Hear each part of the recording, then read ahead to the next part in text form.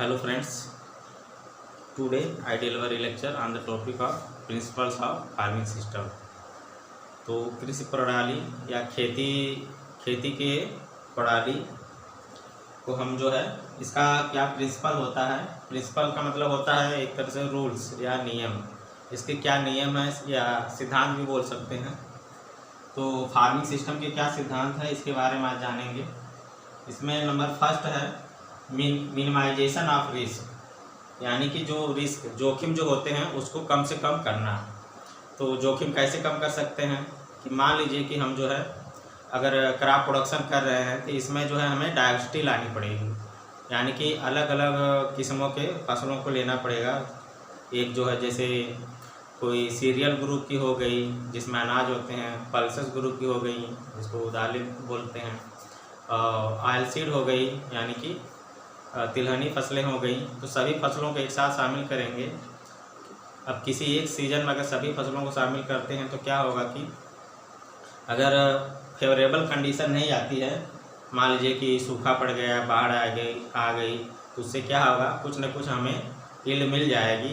इसी तरह दूसरे भी इंटरप्राइजेज में हम देखेंगे कि अगर लाइव स्टॉक की बात करते हैं तो लाइव स्टॉक में क्या होगा कि हम पहले से योजना बनाते हैं। जब भी स्टार्ट करते हैं इंटरप्राइजेज, कोई भी इंटरप्राइजेज को स्टार्ट करने से पहले हम ये देखते हैं, अगर हम लाइव स्टॉक के संदर्भ में बात करें तो पशुओं के हेल्थ के बारे में कि पशुओं को जो है समय समय पर टीका लगाया जाए, उनको जो चारा खिलाया जा रहा है वो पौष्टिक है कि नहीं है।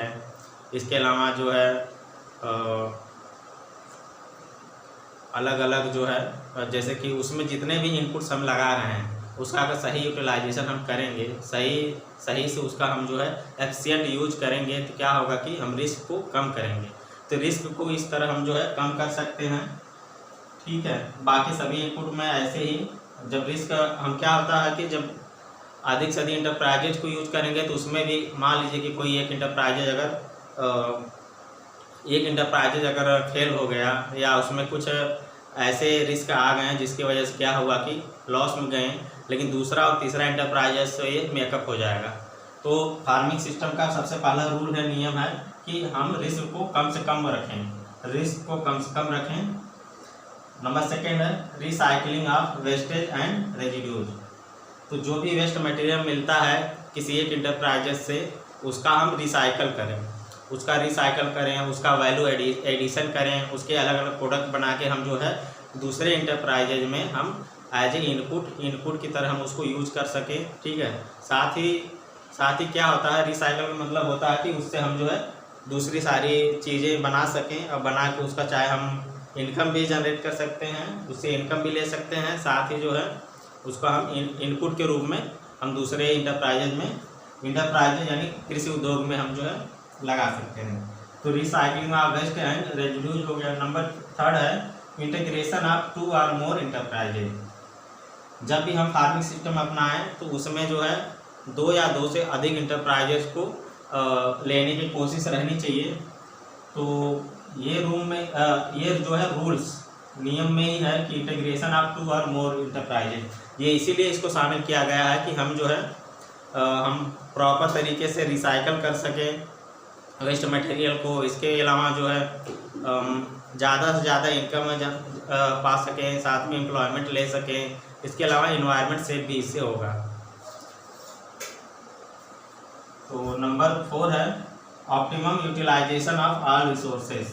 तो जितने भी रिसोर्सेज हैं उसका ऐसा नहीं कि हमारे पास रिसोर्सेज बहुत ज़्यादा हो गए हैं तो हम जो है उसको ऐसे ही बिना जो है जानकारी के या बिना एक सही क्वांटिटी में हम उसको ऐसे ही जितना है पूरा हम जो उसको अप्लाई कर दें, ऐसा नहीं करना है। जो भी रिसोर्सेस हमारे पास है उसका सही मात्रा में उसका यूज करना चाहिए, जिससे क्या होगा कि उसको हम जो है अगर मान लीजिए कि अधिक मात्रा में यूज करते तो हो सकता है फ़ायदा की जगह नुकसान हो जाए। तो इसलिए उसका सही अमाउंट में सही मात्रा में हम जो है यूज करेंगे, ठीक है। तो ऑप्टिमम यानी कि उपयुक्त अच्छी तरह से पर्याप्त रूप से जो है सभी रिसोर्सेज का, जितने भी रिसोर्सेज रहते हैं उन सभी का यूटिलाइजेशन करना चाहिए। नंबर 5 है मैक्सिमम प्रोडक्टिविटी एंड प्रॉफिटेबिलिटी।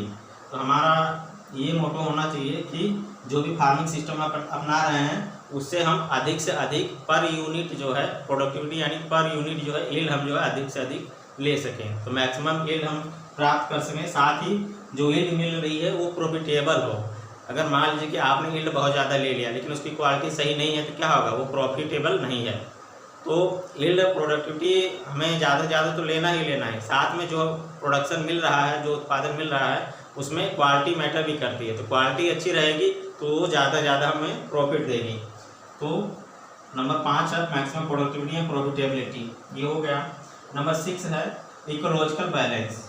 अब क्या है कि फार्मिंग सिस्टम जो है एक रिसोर्स यूटिलाइजेशन सिस्टम है, जिससे क्या होता है कि वेस्ट मटेरियल का रिसाइकल कर सकते हैं, साथ ही किसी एक का वेस्ट मटेरियल हम दूसरे में यूज कर सकते हैं। तो इस हिसाब से क्या है इकोलॉजिकल बैलेंस हो गया। जैसे मैंने पिछले लेक्चर में बताया था कि सीरियल्स या क्रॉप प्रोडक्शन को जो है FIM या फिर कंपोस्ट को यूज कर सकते हैं। जो अब कंपोस्ट जो है हमारा लाइफ स्टॉक से मिलता है, तो एक तरह से क्या होगा कि इकोलॉजिकल बैलेंस, इकोलॉजी को बैलेंस करेगा, एनवायरनमेंट को जो है सेफली रखेगा, सुरक्षित रखेगा।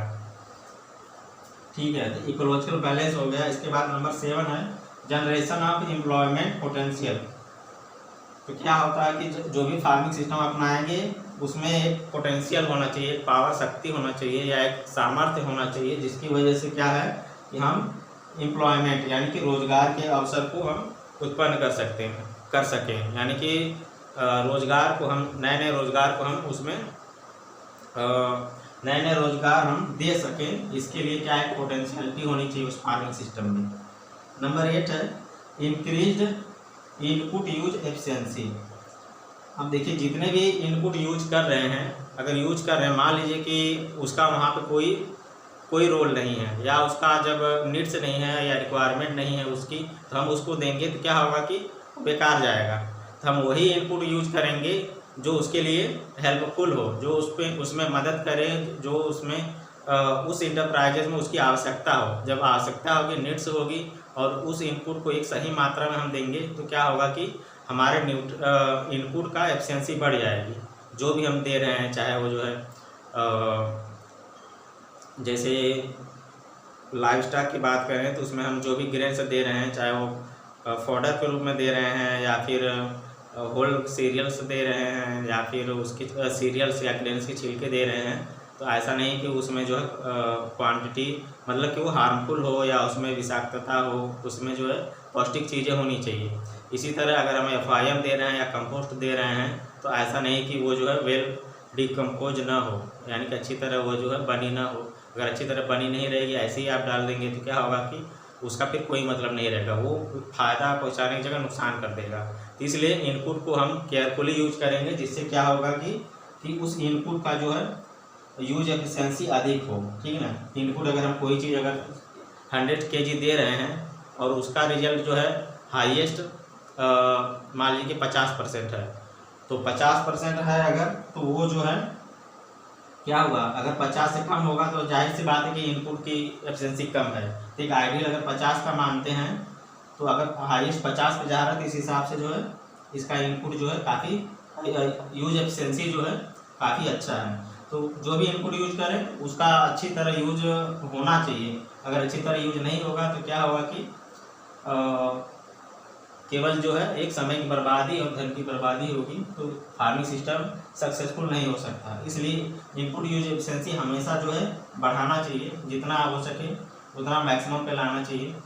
ठीक है, इसके बाद नंबर 9 है, लास्ट है use of end products from one enterprises as input in other enterprises.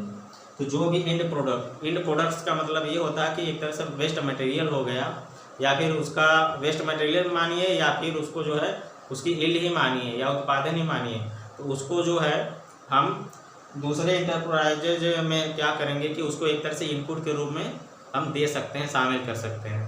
तो ये होल पूरा जो है फार्मिंग सिस्टम के नियम हैं कि किस हिसाब से हम फॉलो करेंगे कि हम जो है मैक्सिमम यील्ड प्राप्त कर सकें या फार्मिंग सिस्टम को सक्सेसफुल बना सकें।